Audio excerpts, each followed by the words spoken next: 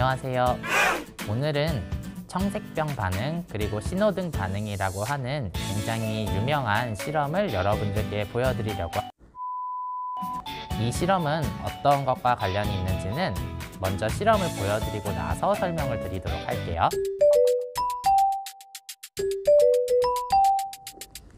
자, 이게 청색병인데요. 왜 청색병인지 잘 관찰해 보시기 바랍니다.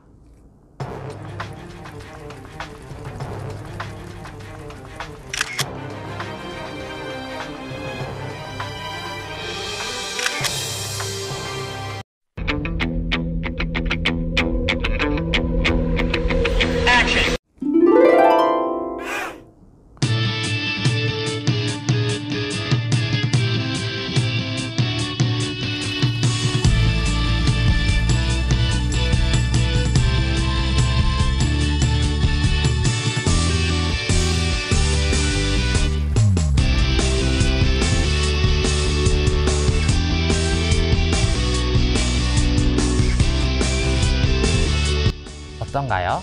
왜 청색병인지 이해하셨나요? 굉장히 신기하죠? 선생님이 병을 흔들었더니 플라스크 안에 있는 용액이 파랗게 변했다가 다시 금방 투명하게 돌아왔습니다. 왜 이렇게 된 건지는 마지막에 설명드리도록 할게요. 신호등 반응병인데요. 얘는 왜 신호등 반응인지 같이 한번 변화를 살펴보도록 할게요.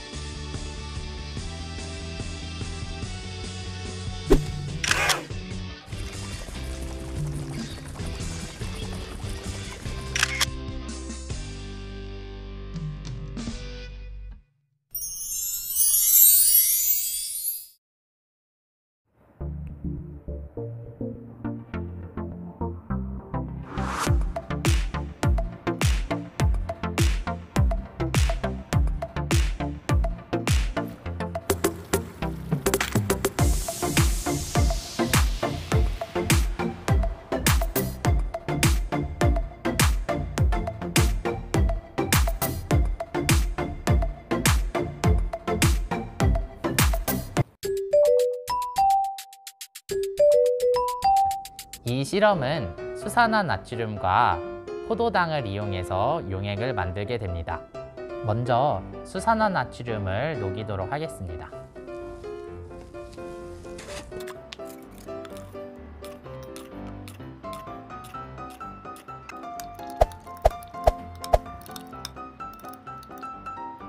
대략 200ml가 되는 증류수에다가 수산화나트륨을 10스푼 정도 녹였습니다. 같은 양의 포도당을 역시나 10스푼 정도 녹여보도록 할게요.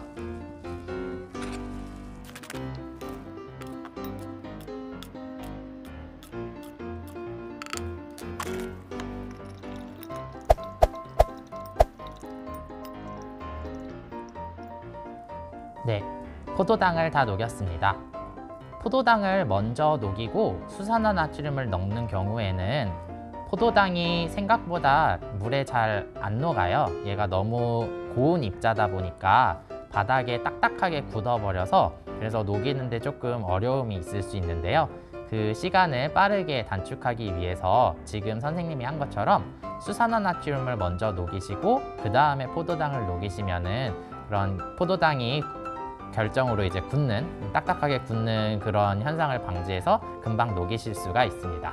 이거는 실험을 위한 팁이에요. 이렇게 지금 포도당을 녹인, 수산화나트륨과 포도당을 녹인 용액을 만들었고요. 이 용액을 부피 플라스크에다가 나누도록 하겠습니다.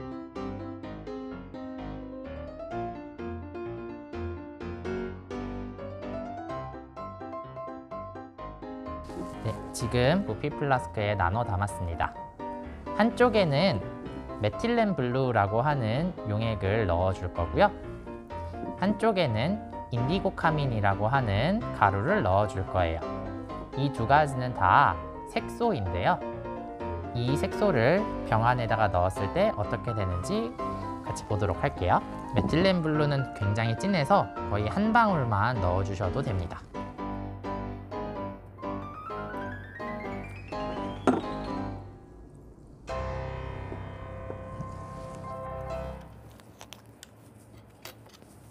인디고카민을 넣겠습니다.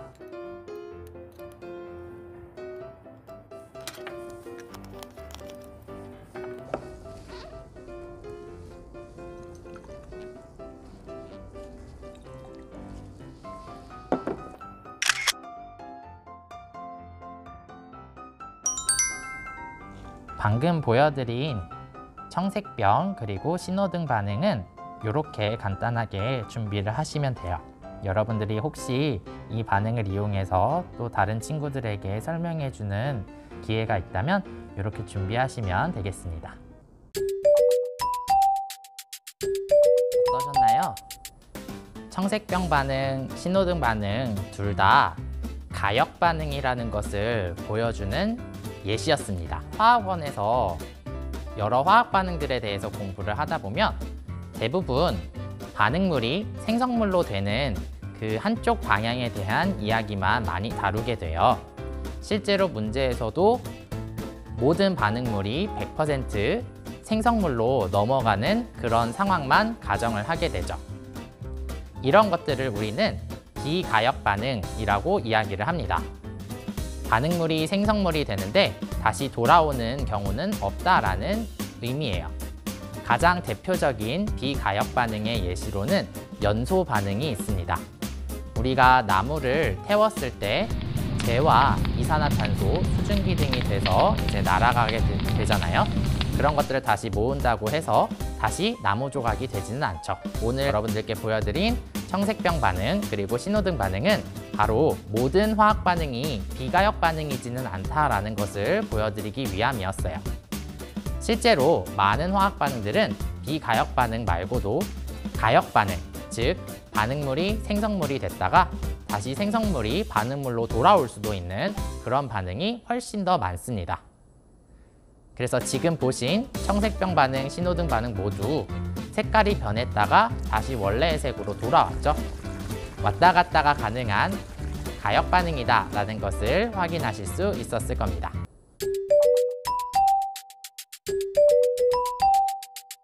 선생님이 병을 흔들었었는데요. 이 흔드는 작업은 플라스크 안에 있는 공기, 특히나 그 중에서도 산소랑 반응할 수 있도록 흔들어 준 거예요. 바로 용액들이 산소랑 만나서 산화될 수 있도록 한 것이라고 볼 수 있습니다. 즉, 청색병 반응에서 흔들었을 때 색깔이 파래졌다라고 하는 것은 메틸렌블루가 산화된 색깔이 파란색이다라고 하는 것을 알 수가 있어요. 하지만 다시 돌아왔었죠. 이것은 그 안에 있었던 포도당 때문인데요. 포도당은 육각고리를 가지고 있는 구조이지만 이 아이들이 물속에 들어갔을 때에는 그 고리가 풀려서 알데하이드라고 하는 물질이 될 수가 있습니다. 그리고 포르밀기라고 하는 알데하이드의 가장 특징을 나타내는 작용기가 만들어지는데요. 바로 이 작용기가 산화가 굉장히 잘 되거든요. 그래서 이미 산화가 되어버린 메틸렌블루의 산소를 뺏어옴으로써 자기 자신, 포도당이 산화가 되고 산화된 메틸렌블루는 다시 환원된 형태로 돌려버리게 됩니다. 그래서 환원된 상태의 색깔인 무색으로 다시 투명해지는 걸 관찰할 수 있었던 거예요. 마찬가지로 인디고카민도 가장 산화된, 즉 산화수가 가장 큰 상태의 색깔이 초록색인 거고요. 인디고카민은 여러 개의 산화수를 가지게 되면서 포도당이 산소를 가져가서 인디고카민이 다시 환원이 되어져 올수록 붉은색, 그리고 마지막에는 노란색까지 돌아오게 되는 것입니다. 하지만 다시 흔들어주면 산소랑 만나면서 색소가 다시 산화가 되기 때문에 다시 붉은색을 거쳐서 초록색으로 넘어가는 것을 볼 수가 있고요. 가만히 놔두면 포도당이 다시 또 산소를 빼앗아 가기 때문에 점점 환원되면서 붉은색을 거쳐서 노란색으로 돌아오는 것을 볼 수가 있습니다. 바로 이 포도당의 열린 구조를 만드는 것이 이번 반응의 핵심인데요. 이 구조를 열리도록 하는데 수산화나트륨, 염기가 촉매로서 역할을 해주기 때문에 병 안에다가 수산화 나트륨을 같이 녹였던 거예요. 이렇게 우리 앞에서 배웠던 산화환원 반응을 연결을 시켜서 이 세상에 존재하는 반응들에는 가역 반응들도 있다라고 하는 것을 여러분들께 보여드렸습니다.